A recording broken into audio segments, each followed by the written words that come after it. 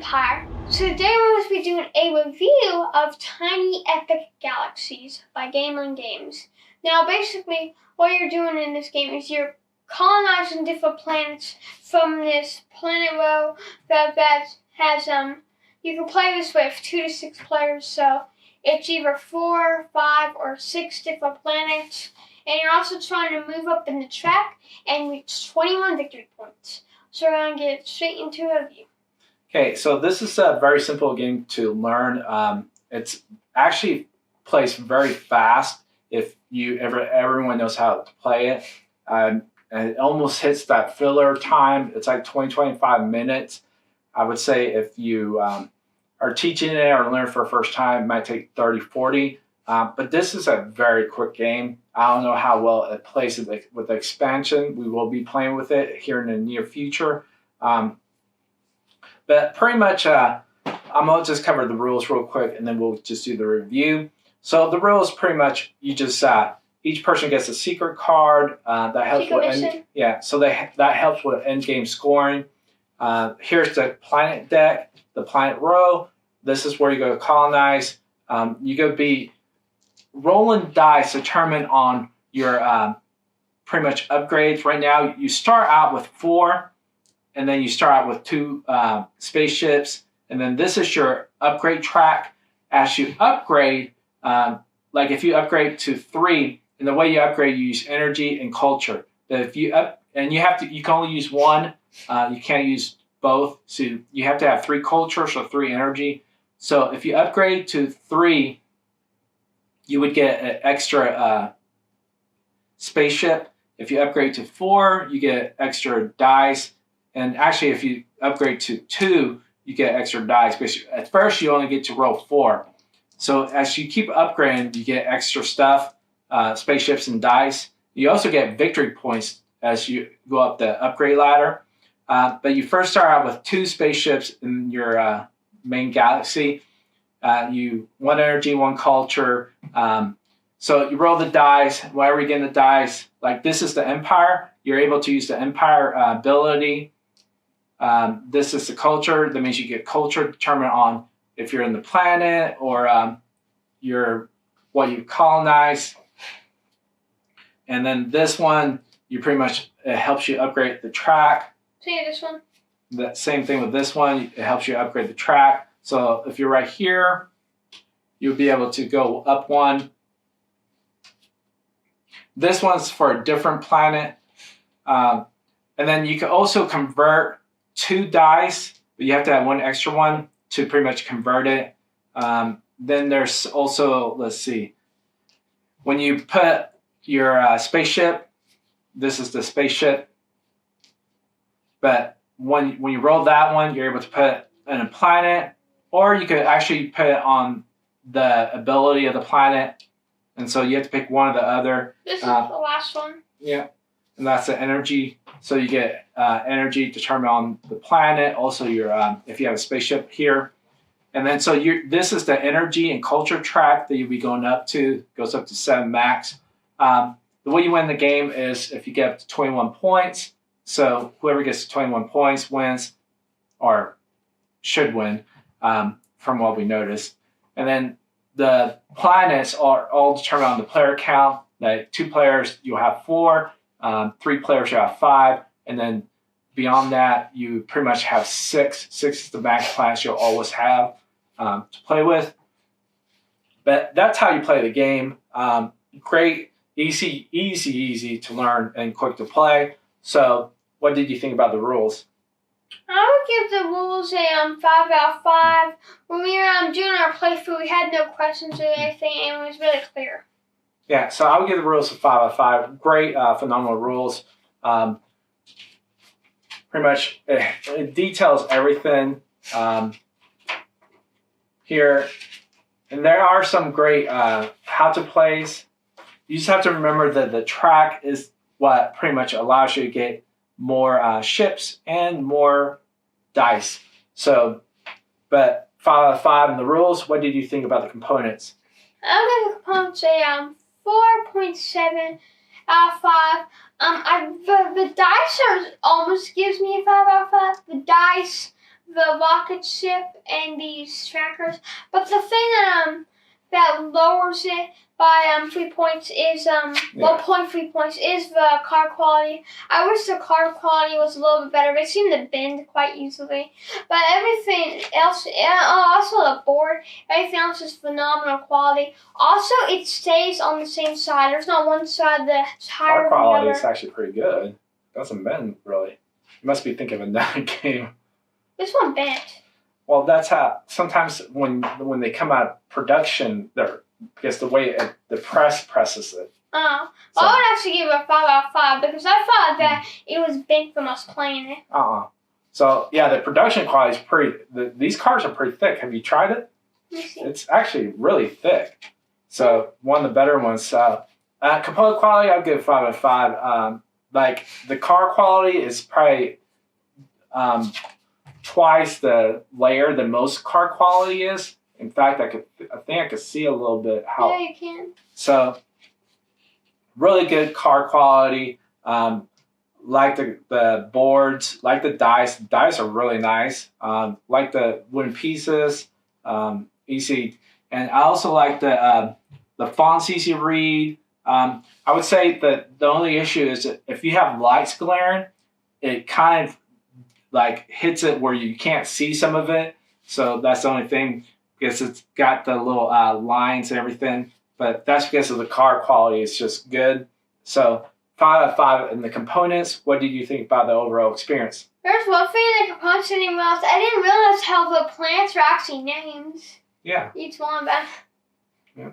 So the experience, I would give this a 4.5 out of 5 because we had a great experience, great family, easy to learn, quick step and teardown game. Or basically you're rolling dice. The only reason why I give the experience 4.5 out of 5 is because it's really luck based. Yeah.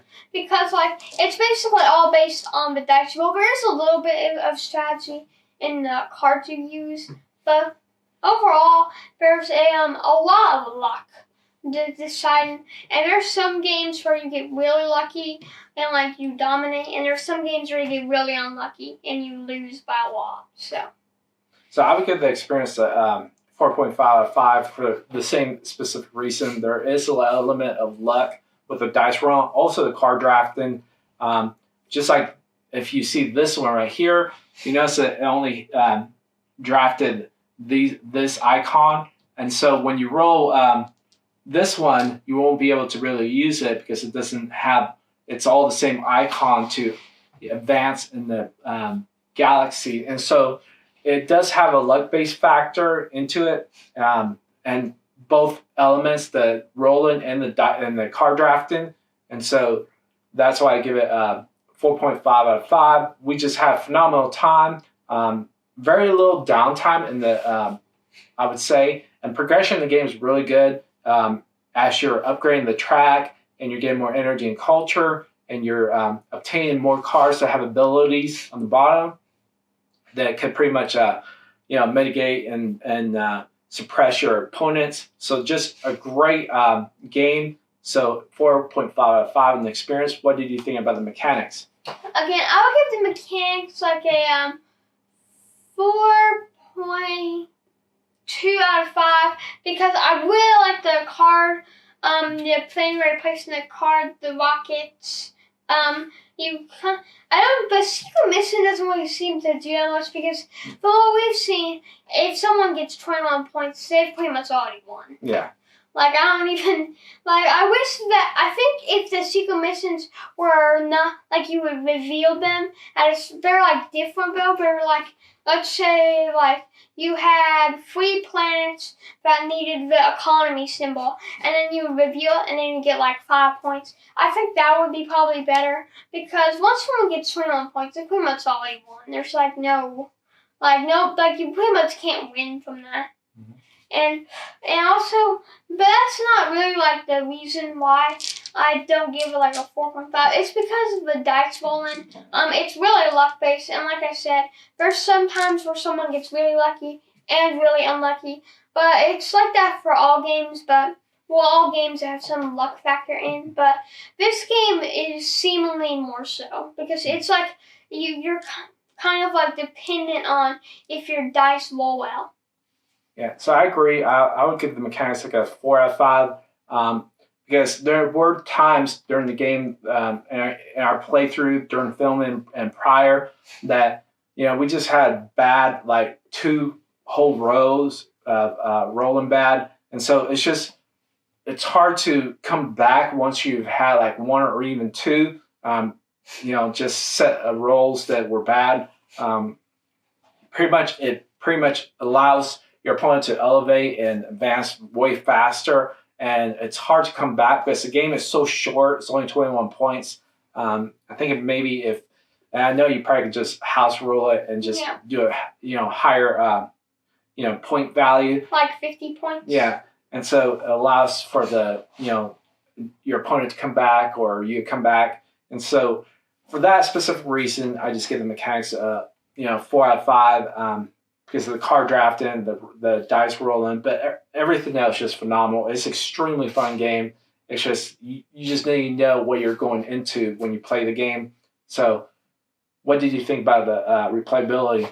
I would give the replayability like a Remember, it has an expansion, so.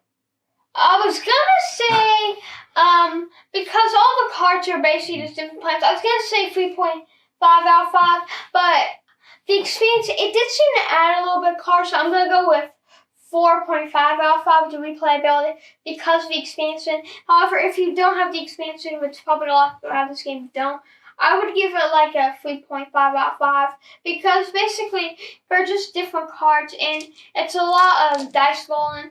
And so I have noticed that some of the cards do the same or similar things. Like I think I've seen like 3 or 4 that do the thing where you can spend a move to advance, or you may regress. I've seen like 5, where you can like regress an opponent -1 on any planet track and stuff like that. So a lot of the cards are similar. And there's not that many cards in the deck. It's basically just planet cards. So that's why I give it a 3.5 out of 5. But there is an expansion, which I'm sure boosts the replayability a lot. Okay, so I'll give it 4 out of 5.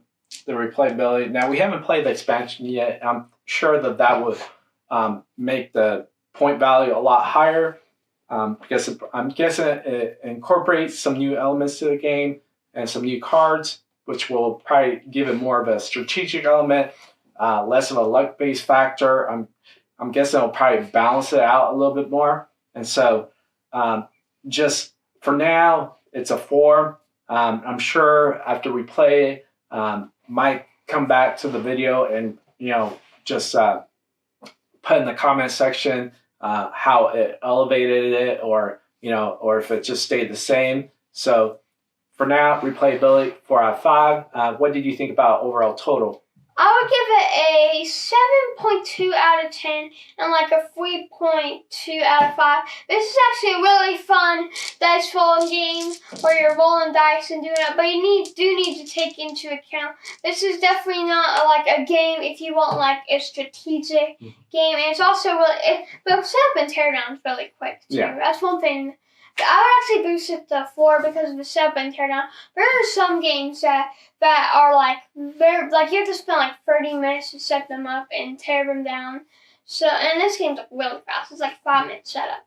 Mm-hmm. So well maybe like longer. Like I would say maybe like 8-minute setup. No, it's like 5 minutes. But basically the thing is that there's so much luck in the dice rolling like there's so much luck in the dice roll, and basically all comes down to who gets the better rolls in the dice. But there is some strategy, so it is a really fun game. We've liked all the Tiny Epic games in the series so far. We really like Tiny Epic Dinosaurs. Yeah, that was our favorite. Yeah, and we're really excited to see Tiny Epic Defenders, which we did an unboxing, and we're going to cover in the near future. So if you like this video... I still have to rate mine. Oh, yeah. You were the last.